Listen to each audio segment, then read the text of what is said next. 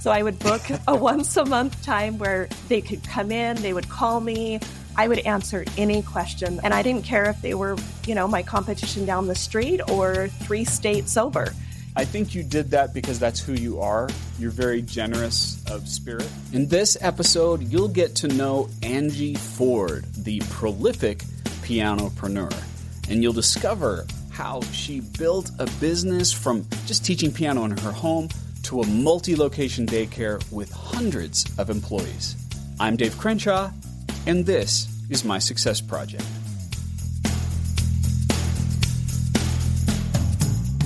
Welcome, friends, to the Dave Crenshaw Success Project. This is a show where I'm teaching my children how to be successful through the life stories of others, but you get to come along for the ride. I'm a best-selling author, and I speak around the world to Fortune 500 companies, and I've taught millions of people how to be successful through my online courses. But I'm a father of 3, and my children mean the world to me. So I wanted to create something lasting that would help them succeed. But don't be fooled. This show is for adults too. It's for you, no matter who you are, because I thought you'd enjoy learning along with my family. In this show, I speak to some of the most successful people I've met throughout my life's journey. Some of the guests you might have heard of through the news or social media, while others have flown under the radar, so to speak, like my guest today. But they still have great stories. And part of what I'm doing is trying to interview people who have balanced success and happiness in their own unique way.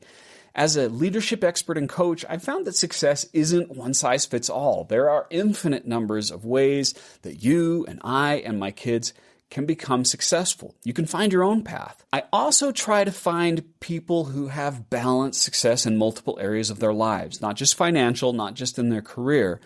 Because to me, multifaceted success shines like a diamond. It's real success. It's lasting. And that's the kind of success I'd like to help my family and help you find. Before I introduce Angy, there's one thing that I'd like to encourage you to do. And it's not what you probably think. I'm not going to tell you to hit subscribe or like, although that would be great if you did that. What I want you to do is, as you're listening to her story, look for one thing that you can do. If you really want to be successful, look for an action that you can take to be just a little bit like Angy Ford. Not copy her, but take something from her life and make it a part of your life. And if nothing comes to mind, that's fine. I'll help you out in the end. I'll give you a few suggestions. But if you're actively looking for that one thing, you're going to get a lot more out of this interview, and it will change your life. Angy and I, while we've known each other for quite a while, I was her business coach for many years. But in the beginning, prior to meeting her, she started her first business as a piano teacher in her home. I won't spoil the story, but it's a great story. And then she gradually grew it to the Bravo Arts Academy, which is an educational center for children. That was in 2003 in South Ogden, Utah. If you're not familiar with Utah, it's just north of Salt Lake City. And then she quickly grew to a second location in 2007. And then in 2010, she made the decision to expand her business to a full daycare. That led to a third location, creating the largest daycare in northern Utah. And the way that she ran this daycare is unlike anything you've heard or seen before. And here's the most exciting thing. When I reached out to her, she had just sold her business. So now Angy is retired and she's enjoying hobbies and time with her husband and her not 4 children, not 5 children, but her 6 children. Angy, how are you doing? Hey, I'm good, Dave. Good to see ya. Yes, I've been really, really looking forward to this interview. You have so much to offer for people listening to this and for my kids. And yeah, I'm just really thrilled because we've known each other for a long time. A long time. Yeah. Do you remember what the year was when we started together? I was thinking about that. I think it's got to be like 2012 or 2013, something like that. Yeah. Doesn't that sound about right? That sounds about right. I think I was coaching you for about 7 to 8 years. Mm-hmm. And so we've really gotten to know each other quite well. And what I'm excited about is you have accomplished a dream that I think many people listening to this have, right? To successfully create a business, even a business with multiple locations. You had hundreds of employees, Correct. right? Yep. And then you were able to successfully exit it this year. I know. And yeah, that's I amazing. can hardly isn't it? believe it. It's weird that you're talking about me, quite honestly. Well, and I had to talk about you because, I have some guests that I would say are well known through the news and stuff like that. You were more under the radar, and yet your story is so compelling, and there's so many wonderful things that people can learn from it. So I always like to start at the beginning of this, all the way to the beginning. Oh, wow. Which is, what did you want to be when you grew up? And I'm not talking when you were a kid, right? Because there's always the standard answer, like a veterinarian or whatever. I'm talking more like when you were a teenager, you're starting to form ideas about what your future is going to be like. What did you see for your future? Well, it was like those little kid answers because I wanted to be a teacher. I just wanted to teach. I loved kids, and I could just see me being in a classroom and, all the kids calling you Mrs. So-and-so, and I loved it. And so it kind of just stuck with me. I actually stayed that course. So it was fun. Yeah. So I'm assuming there was a teacher that you had that inspired, that you said, I want to be like that. Yeah. I mean, I loved school, so I loved a lot of my school teachers, but kind of what drove the teaching thing all the way is I wanted to teach piano to kids. And I had a few first piano teachers that they're just like your inspiration of, I want to be like you when I grow up. You're so awesome. And so I just kind of went a little bit bigger than they did. Yeah. And so in the beginning, the idea of being an entrepreneur, being a business owner wasn't even on your radar, right? No, not at all. In fact, when I got married to my husband, he was thinking about going to dental school. So I thought I was going to be a dentist's wife, and I was going to stay at home and teach kids piano in the neighborhood, and he'd be off at work all day long. But whoa, that's not how it turned out. Yeah. And when did you get married? I got married in 1998. Okay. So 98. Mm-hmm. So you went to school. Did you study piano? Did you study education, or both? Yes. So I got a full ride scholarship to Weber State for my piano skills. So that was awesome. And so my degree is piano performance. And we had a lot of education classes on how to teach piano to children. And I helped in their piano school there. And then I also took a few business classes. So. Okay. What caused you to do that? Right? Because some people, they're just so laser focused on something like piano that they don't study business. And I'm asking this for a selfish reason, kind of, because I've told my kids, hey, study what you want to study. Like, for instance, right now, a lot of them want to become writers. And I'm like, that's great. You can study English, but also take business classes because they'll always help you. So that was so smart of you to do that. What caused you to make that choice? It's funny that you say that because it's exactly what my music professors at the university said not to do. They asked me why I was doing that. They said I was crazy taking all these business classes and communications, a lot of computer classes. And they're like, you're not going to need that. Like, that doesn't make any sense. And I loved them. I loved computers. I felt like they could complement each other. I wanted to be an organized home piano teacher. I thought it'll help me be more organized and be a better teacher if I don't have to stress about collecting money or knowing how to do the books and all those things. Yeah. So, yeah. And you're certainly organized, and we'll get into that a lot more as we go along, because that was a big part of your success that I was able to see firsthand. So that's fascinating. It was just something that was an interest of yours, and you had people telling you not to do it. Was that because you were at a level that they thought you're going to be a concert pianist, or what drove them to say, don't do this? Well, I guess bragging a little bit is I had won like multiple awards that were first in the state of all students that were studying music for my teaching ability. I was a good piano teacher, and a music degree takes a lot of time. It's a lot of credits, and most people don't have time to do other classes, but I did. And I went to school during the summer and took heavy loads, and I liked it. And I am so glad I did. I wish I could say I knew exactly why I did it, but it worked out. Yeah. And even if it hadn't turned into an entrepreneurial thing, it would have helped with just teaching kids. Yeah, everyone should take some business classes. I mean, just to do your home budgets and work a computer to help with the PTA. I feel like I've got a lot of skills that people are always tapping into for things outside of professional. So I know that you were interested in pursuing that and you were doing so good with that, but where did the idea first begin that you think maybe I should make a business out of this? Maybe it should be just a little bit more than being a concert pianist or being a piano teacher. Right. Well, I think lots of things that happen in your life, it's not that you chose it. Maybe something happened on the outside that made you do it. So here's what was happening that kind of made me turn drastically from thinking home-based little piano teacher, to business. Here we go. And what happened is my husband decided he didn't want to do dental school. So then I was starting to teach more and more kids, and the city actually shut me down. I was too big for doing. Yeah,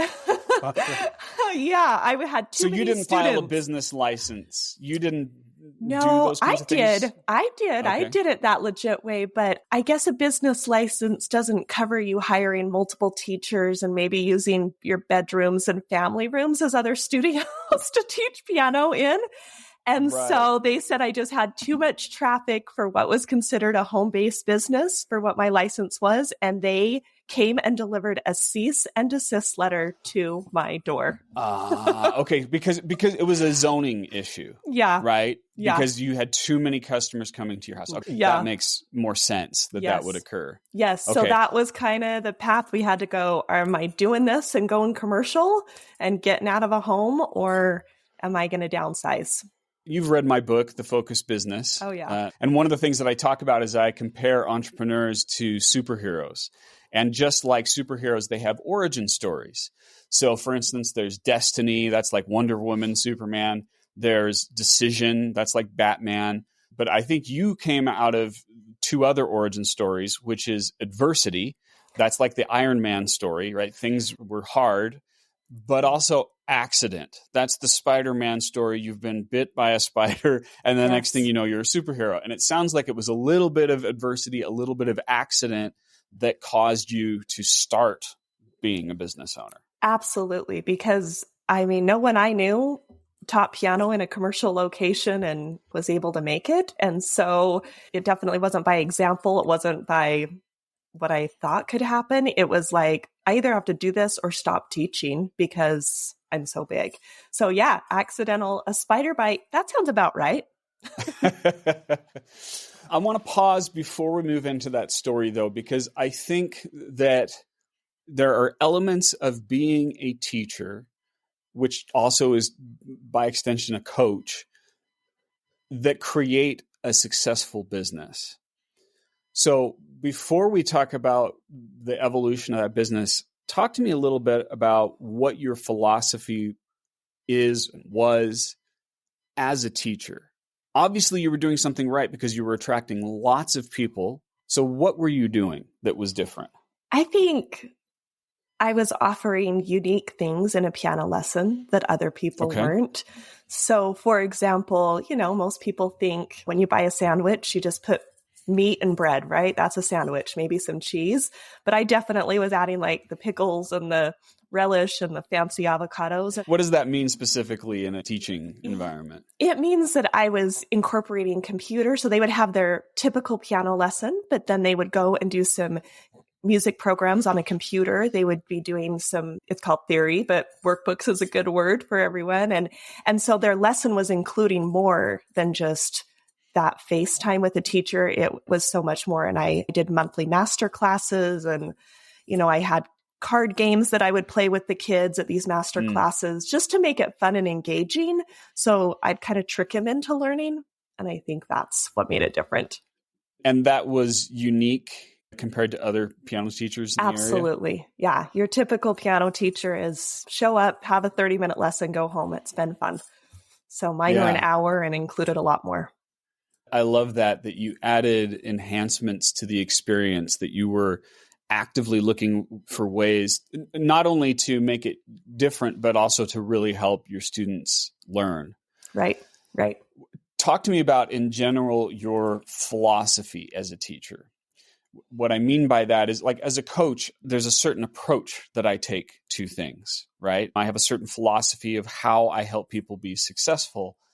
What in your mind helps a student learn and internalize what you're teaching? I think they have to know that, teaching first and foremost is always, the student needs to know their teacher loves them. Like it's relationship based, right? But then second, the teacher has to convince them that this is fun. This is what you want to do. This isn't me talking you into cleaning your room. This is me going, hey, look at this cool song. Let's do this. Let's play the songs you want to play off the radio or whatever it is that makes you excited. Then let's do it. And so I think convincing them that this is fun, they've got to have buy-in. It's the teacher's job to get a student to have buy-in. Yeah. And I want to pause here for people who are listening to this and saying, wait, I'm not here to learn about being a teacher. But those kinds of things that you were doing, like making things fun, that carried over into your philosophy of running a business. Oh, right? Absolutely. Like your employees, they have to have buy-in to what you're trying to get them to do.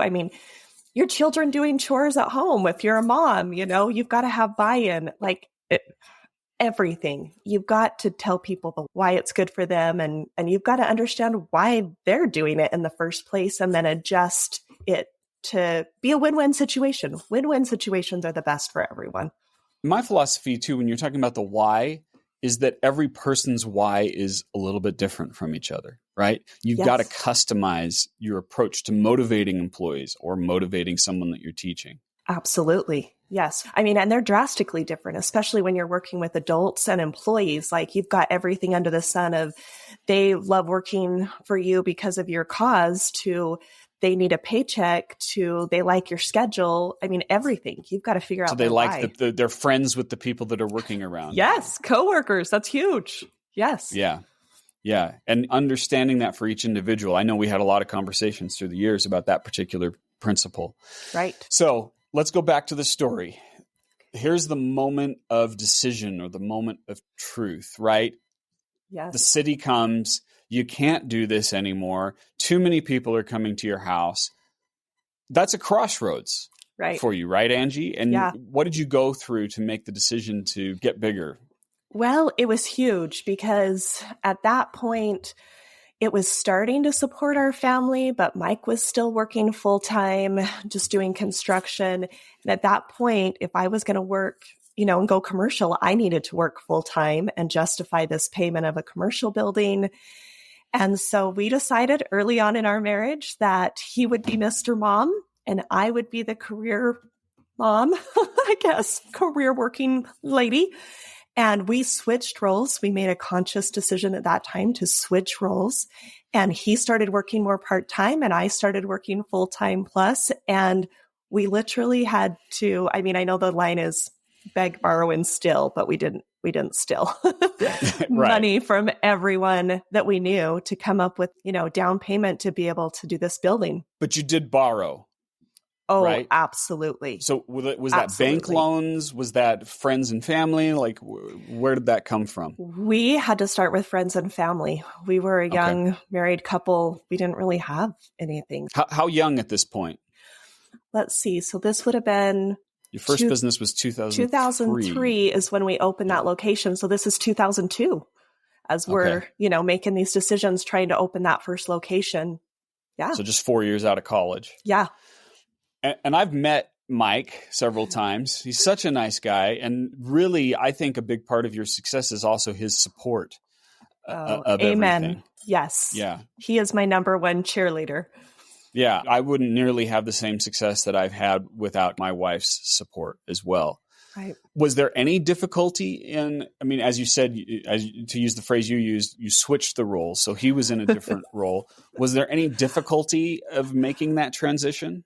Oh, yeah. And there were difficulties throughout the next 20 years is, I think naturally, you mentioned I'm more organized, which I'm also more of a clean freak. So cleaning was an issue. I'm like, honey, I can't come home to this messy house, but no. So there's always things. And if I was home, I may have done this, or maybe I would have volunteered doing this at school, and he didn't necessarily want to do those things, or, yes, definitely. Just like I think any man versus woman, we do things differently. And so, yeah, there were some bumps for sure. But it sounds like whenever you had those bumps is that you communicated with each other. Yeah. Yeah. Which all too often I see, not just in situations like this, but in many situations, spouses harbor a little resentment. They want someone to say something, but they don't tell them what it is that they want. And that just can compound the problem. It sounds like you had a different pattern of working together. Yeah, I would attribute that to date night. We've always been good about date night, whether it's a movie at home or going out to dinner, but we talk and we like to talk. And he was the first one to tell me that I'm staying at work too long and I need to get home. So it went both ways. That's fantastic that he said that. And that is something, in my experience, that every entrepreneur needs to hear from their partner. Yeah. Take a break, get away from it. Let's go on a date. That is so critical. Right. It is. Workaholic is something I think sometimes entrepreneurs are proud about, but it's not really something to be proud about. You need balance. What you accomplish is what you should be proud about, not the hours that you put in. Right. And in fact, we're going to talk about that in a moment, because I remember a conversation we had, but I want to pause. So you're starting the business, 2003, things are taking off. Mm-hmm. Is there a moment during that time that you replay in your mind? We all have these moments in our past and we look back and we say, oh, if I had done this differently, or wow, that was a turning point, and they kind of loop in our brain. Is there a moment like that from that or those early days of your business? I would have called Dave Crenshaw sooner if I would have known he existed. Okay, but why? What was happening during that time that made you feel like you should have had a business coach? Yeah. Sooner? We did have a business coach, but it was more on how to grow your business and get more students, things like that, which was helpful at that time. Marketing and sales. Marketing. But I needed more instruction, and even my business classes at school didn't teach me about systems and creating a plan so you didn't have to do everything. The fact that everyone needed me to get any question answered should have been a red flag early on that I wasn't creating a business. I was creating a monster. And so, yeah, that's what I wish I would have known that early on, because it would have been a lot less pain. What was causing you to have everything run through you, which is a common issue, right? The entrepreneur becomes the bottleneck. Everything goes to them. For some people, it's ego. For some people, it's a lack of trust. For others, it's control. And others, it's just ignorance. So for you, what do you think was the biggest reason why everything was going through you at that moment? I'm going to say all of the above. Okay. All of the above. Ignorance, for sure. Like, I didn't know a different way. Lacking of trust. I just had a whole bunch of part-time employees. I didn't think anyone was as committed as I would be. So I didn't share the information. I was amazed and impressed with myself. Yeah, a little bit of ego that, oh my gosh, I was a home piano teacher and now I'm so cool. I'm a business with dozens of teachers. So I'm going to say all of those answers is why that happens. It's a mixture. And there is a little bit of fear too that I put in there, right? That whole feeling of no one can do it as well as I can. That's a very common phrase. And here's the thing about it with entrepreneurs. To a degree, it's true. Because you care so much, because you have so much experience, they can't do it as well as you can. But in that moment, you have to teach them how to do it. And now we go back to Angy Ford as a teacher, right? Now you're not teaching piano students. Now you're teaching employees. Absolutely. I think there's also, there was a fear for me of, I had to borrow from family members. They had things on the line for me. There were other people that it wasn't just my house on the line. It was other people's houses and retirement money that was on the line. And you feel responsible. Yeah. Did that put a strain on those relationships? It didn't. I think because the business was successful and I was able to pay them back quickly and everything worked out just exactly how both parties had agreed to originally. We had everything written down. I would always suggest people do that. Do not just borrow money from family without a plan. There was an interest rate. There was a monthly payment. And they could see I was working my tail off. So, it worked out. I'm very thankful for them. I'm so glad you brought that up. I was going to ask about it, and you said it. Was there a contract? Was there an agreement? I cannot tell you how many times I've seen business owners not have those in place, not just for lending money, but if they have a partner in their business, any kind where they're just starting up. It's like, I don't want to be too harsh. I don't want to be too tough on people. We can just have a verbal agreement. And I think I've said this to you several times. A dull pencil is better than a sharp mind, right? Yes, agreed. It wasn't written up by an attorney, but it was a contract that we got offline and filled in the blanks and had the interest rates. And I really can honestly say, Dave, it made zero impact to our relationship. In fact, I think it improved our relationship because they were on my team for successful Angy makes us both successful. Right. So daycare was something that you weren't interested in because you were a piano teacher, probably also the simplicity of it. What convinced you, in spite of those reservations that you had about daycare, to go ahead and create it? Mike and I made a deal, and this was the deal. I had to go to 3 different daycares. And he said if I didn't think I could do it after I went to 3 different daycares, then he wouldn't bug me about it anymore. We'd just build the Arts Academy and move forward with this second location. So I went, and in the parking lot after visiting the very first one, I called crying to Mike and saying, I'm in, I'll do this because I do know how to teach kids. And I do know what I would want as a mom. And I felt like I could make a difference. And ultimately, that's what I did in life, is make a difference for kids, whether it was teaching them piano or dance or music or watching them while their mom and dad were at work. So, yeah.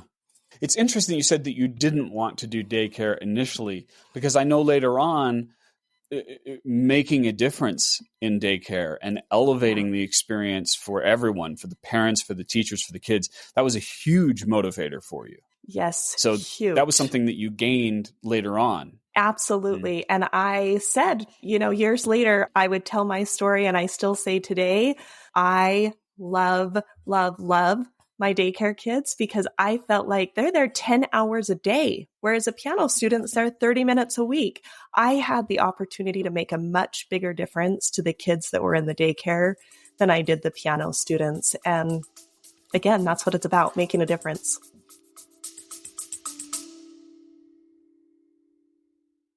No matter what your career is, your foundation of success begins with one thing: effective time management. And thanks to the generosity of Microsoft, you can get my entire course, Time Management Fundamentals, for free on LinkedIn Learning. Go to davegift.com to get your free access now. This is the course that millions around the world have used to become more productive and reduce stress. Everyone from Fortune 500 executives to freelancers to students. Now, it's the same coaching I've provided in person for tens of thousands of dollars per day, but you can get it for free on LinkedIn Learning. You don't need to provide anything to access it. No credit card, no email. Just go to davegift.com and start learning. Thank you so much, Microsoft and LinkedIn Learning, for your partnership. davegift.com. So let's go back again, draw a parallel. You're a piano teacher, you're adding things in, right? You're creating a different experience. You're giving them the stuff on the computer, and you're having the master class, and you're having all these fun little things that you're adding in that makes it more. So what were the things that you did with daycare that made it more than what it typically is or was? Well, because of the first part of my business, I had things like dance studios and tumbling gyms. And so our daycare kids could go up and do a little fitness class in the tumbling gym. I had dance instructors come into the daycare and do a little dance class with them. We had multiple playgrounds. I believed in choices and movement and not stuck in a room all day. And I gave them a wow experience. That's fantastic. Okay, so I'm going to bring up a turning point in your career that I remember quite well because it involves me and you meeting together. And you were at the time working a lot of hours, right? How many hours were you working prior to us connecting? The number 60. I have in my head is 60. Yeah, right? I'd say 60. It's so embarrassing. Well, don't be embarrassed, because I think a lot of people listening to this will say 60. That's not that bad, right? Because there are some jobs where people are working 80 or more. So, but for you, 60 was high, plus you're a mom, right? Right. With how many kids at that time? 4? Yeah, I was at 4. Yep. Yeah. Yep. So, Mike's trying to hold it together. You're working 60 hours. The business is running you, right? Yes. You're not running the business. It's running you. And I remember we met. I can't remember exactly I know how we met. I was speaking at an event and we connected there. And then we decided to do the boot camp, which for those who are new to this show or don't know me very well, it's the same material that you'll find on my LinkedIn learning course, Time Management Fundamentals. It's all there, everything I taught Angy. And we set things up. We had a date set aside where you and I were going to work together, and you called me. Do you remember this? Yeah. You called me the night before. Yep. And what did you say? You called and you're like, Dave, I can't do this. I feel like this is going to be a waste of time. I'm too busy. I can't set aside the time to do it. Oh, because you wanted me to set aside like a whole day or 2 days or something. 3 days. 2 days. I can't remember. 2 days? Oh, yeah. I remember. And I was like, he's crazy. There is no way I can set aside 2 days. Right.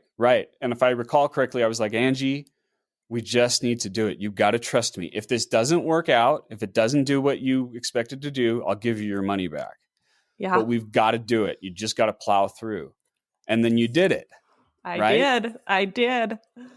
And then over time, and there's a long story because we were working together, but you went from 60 to 40 to 20 to pretty much nothing in terms of your working hours over time. Correct. It's true. Yeah. But it all started with you making a decision to get in control of your personal time management. Yeah. And that's so critical because you cannot help other people who are working for you. You cannot get control of your life and your business until you personally have control of yourself and how you're devoting your time. Right. And it all starts from the top. Like they follow your example. If you're stressed at the top, then your employees are stressed. And when I stopped working as much because things were more under control and things were planned and we had systems, enjoyment for their job went up. Crap goes downhill, but so does the good stuff. Right. And the example that you set as a leader changes everything. And that's also part of the reason why it's so important for you to get control of that time management, because they're going to follow your example. And if you're out of control working 60, 70, 80 hours a week, guess what your employees are going to do? You can talk about work-life balance, but it doesn't make a difference if you don't personally have it. I think it made my top people that worked closest with me, almost made them feel guilty if they weren't at work when I was at work, know? And that's not a healthy thing for any employee to guilt them into working more because the boss is working so much. No. Right. Okay, so let's make another connection between the past and where we are now in this journey of you building your business. You started out as someone who liked to organize things and be an organized piano teacher, and you enjoyed that sort of thing. Talk to me about what you did in your business to start taking control and organize things. What were some of the steps that you took to do that? I think step number 1 was just get it on paper, get it out of my head. Whether it was taking the time to write down how I did this or what I expected with this or what the policy was with this, it couldn't verbally come from me. It needed to come through a document, or later I loved videos even more because they got it from me, but yet I didn't have to say it 500 times of the core of why my business was created and why we do what we do the Bravo way. Right. Yeah, that's a great phrase, the Bravo way, which is, and you can use in your own business whatever phrase you want to use, but basically it's, this is what we do. This is how it's done. And I do love, especially now, I know we started with documentation and later went to video. I love video now because, like you said, as the business owner, it's a way to replicate yourself without having to go to each individual person and repeat yourself 100 times. Absolutely. And it works great for your customers too. I mean, parents would come up to me. We had thousands of students, right? And so Right. parents would come up to me and see me in the hall and they'd be like, "Oh, you're the owner." And they felt like they knew me, they'd connected with me because they'd seen the videos. I'd send out the whatever welcome video or the, events coming up video. And videos are a great way. I highly recommend videos. Don't shy away from videos. Yeah, it's almost like Disney, right? It's like keeping Walt alive. Yes. He's long gone, but he's still a part of it. He still is in the feel of everything. Absolutely. Absolutely. It took you a little bit of time to get comfortable with video as a medium, right? Yes, for sure. I had to do a lot of videos, and I think some things I learned about videos, I think the shorter the better, especially when you're just trying to get it out to like your customers. Your customers aren't going to watch a long video. So 2 minutes or less was always a good like teaching video, trying to get the information out to the masses. Yeah, that's a great way to do it. Another thing that you did to take control of your business was actually bring people on in important leadership roles, right? So not only were you delegating the individual day-to-day processes to daycare teachers, but you also hired leaders. Talk to me about how you did that and what the process was to determine who would make a great leader for Bravo. So, yes, I hired them, but I did love to grow them. That was my favorite thing, is to grow those people that walked in my door and became a teacher and then let them grow into department leaders and then into directors. And so I think some of the things that I did for that is training courses. Like there were different levels and different training courses that they could choose to participate in, and they would get different rewards here and there, but those were definitely the people that were showing they wanted to keep learning. So those are the people that I'd give opportunities for growth and management. Yes. And you hit on something right there. They showed they wanted to. The word I use is trait. They have the trait of someone who wants to be a leader, because not everyone possesses that trait. That's neither good nor bad. It's just the reality of who people are. How did you identify someone who wanted to grow into that role?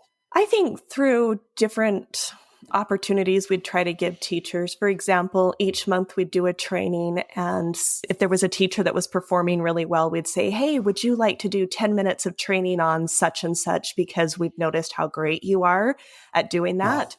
Wow. And so you'd give them an opportunity to lead first, like a small opportunity. Yes, a small controlled opportunity. And if they were like, "No way, Jose, I don't want to talk in front of people," I might try to encourage. But if they were like hardcore, "No way, I'm not going to talk to people in a group," then that was kind of a determining factor that I probably didn't think they could grow with me, because that is part of being a leader, is talking in groups and training people.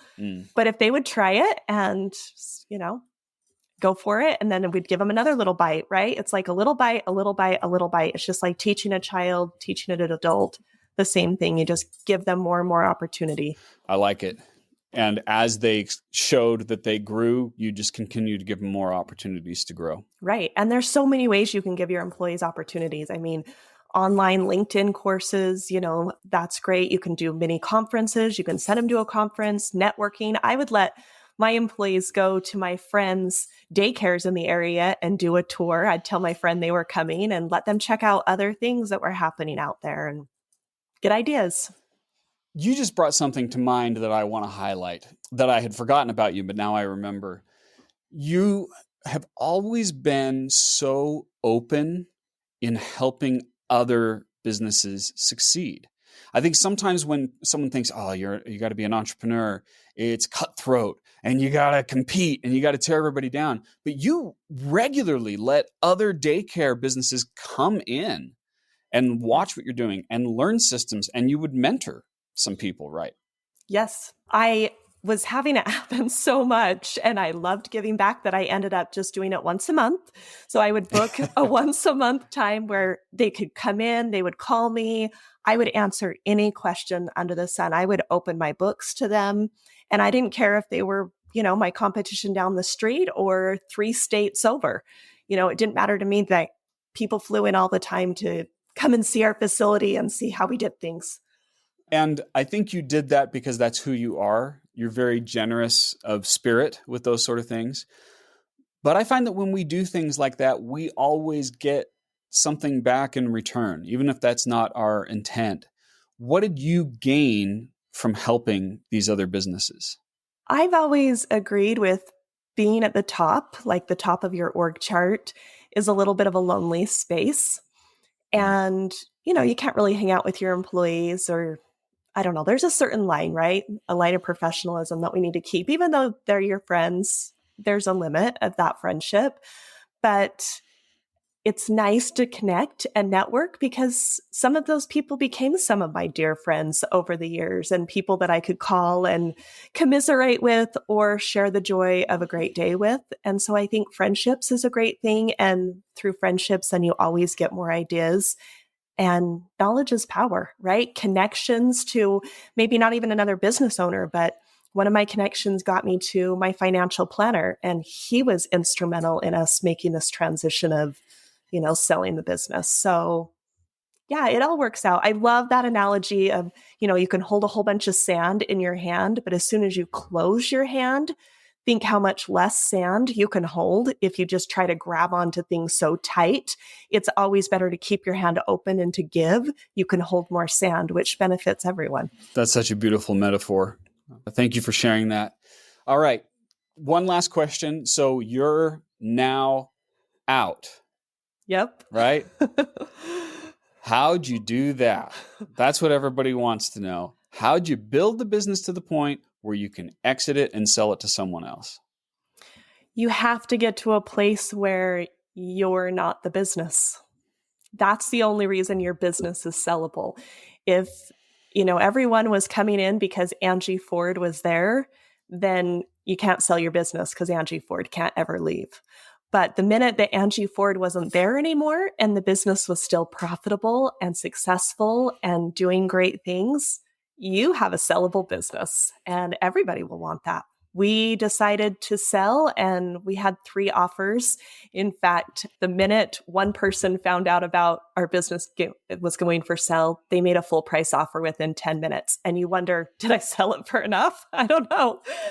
But we already posted it higher than we thought we'd get. So, we were thrilled with it. They were thrilled with it. But I had a good reputation for doing it the right way, and they wanted to have a part of that and combine their business into mine. Yeah. I mean, you had so many sellable assets. Obviously, the land, the buildings, those sort of things. Yes. But as you said, you had a business that was not dependent on you. You had systems, you had documentation, you had videos, you have a whole training process and a hiring process. And that's really where the value is to a potential buyer. Absolutely. Yeah. You put in the work to create those assets. Yes, it was great because the new owners, once they bought the business, they would still call me here and there with questions, at that first part of the transition. And at the beginning, they'd say, how did you do such and such? And I'd say, oh, there's a system. Look on this report. It's linked there. And they'd ask me another question and I'd be like, oh, there's a system. It's on such and such. Look there. And then the next phone calls after a little while started becoming, where's the system for? And I just love that because I'm like, okay, you're getting it. There is a system. I've written everything down for you that you need. You just need to know where to look for it. That's perfect. All right, Angy. So here's the point where I like to summarize action items. So things that someone who's listening to this, they can actually do something about it. Or if my kids are listening to it, they can pick something. So what I do is I highlight a few of them, and then I'll ask you to add something that maybe I missed. And if you're listening to this show, the goal is to pick one. Don't try to do all of these. That's too many. Just pick one of these. But here are some things that I picked up from Angy's story. The first thing that I would say is the power of communicating with your partner. Angy, with all of the work and all the success that she had, a big part of that was the fact that she communicated with her husband, Mike, and they'd have regular conversations, and they came up with a way that they would work together. And even, later on, when it was about getting the second location and him pushing Angy toward the daycare, those were all powerful moments. And the fact that they continued their relationship, they were going on dates, they were talking with each other, and they still do, is a huge part of her success. So I think that's, value your partner and communicate with them. The second thing that I got out of this, and this was do more than the normal. Do special things that the competition doesn't do. I wrote down the word spark. Just having a spark of something that's a little different and stands out, that's a big part of the reason why Bravo is successful, why Angy's been successful. And then the third thing is be organized and document, right? Angy talked about the Bravo way and how everything was written down, and they used video to create systems. Anything that you're trying to accomplish, even if you're not an entrepreneur or business owner, you can create a pattern for yourself to follow at work or in your daily life and write it down. Make a record of it. It's so much easier to follow that. There's so many lessons here, Angy, but those are three. Anything that you would add to this? I think one of the big lessons I wish I would have learned early on is to focus on balance. There does need to be balance in everything. And it's never healthy to be 90% of your energy in one place and 10% in another. Like, there should be balance. And when I retired and sold the business, I was surprised how hard it was for me to find hobbies. I didn't have other things that I enjoyed doing outside of work, and it was a struggle. And I think that, we should have better balance within our lives. I just think it would make us more healthy. And I think I would have had a little bit less mom guilt if I would have balanced between work and being a mom a little bit better. Making that a priority. Yeah. And coming up with a plan for that. Yes. Which is something that you did over time. That's fantastic. Yep. Angy, thank you so much. You're welcome. It's been so much reconnecting with you and remembering these stories. And I'm so thrilled with the success that you've been able to accomplish, not just with the business, with your family as well. I really enjoyed it. Thank you. Thank you so much. Thanks for all you've done for me too over the years. It's great to be where I am. It's fun to look back. So thank you for helping me reminisce. You're welcome. And thank you everyone for listening. Remember, choose one thing. Pick one thing that you're going to do as a result of what you heard. It's not just about learning. It's not just about hearing great things. It's about taking one action. So take one action this week on what you learned from Angy Ford. You've been listening to the Dave Crenshaw Success Project, hosted by my dad, Dave Crenshaw, and produced by Invaluable Incorporated. Sound editing was done by my brother Stratton Crenshaw. Research and assistant production by Victoria Bidez. Voiceover by me, Darcy Crenshaw. And the music is by Ryan Brady via Pond 5 Licensing. Please subscribe to the Dave Crenshaw Success Project on Google Podcasts, Apple Podcasts, or wherever you like to get your podcasts. And please don't forget to leave us a 5-star review. See you next time.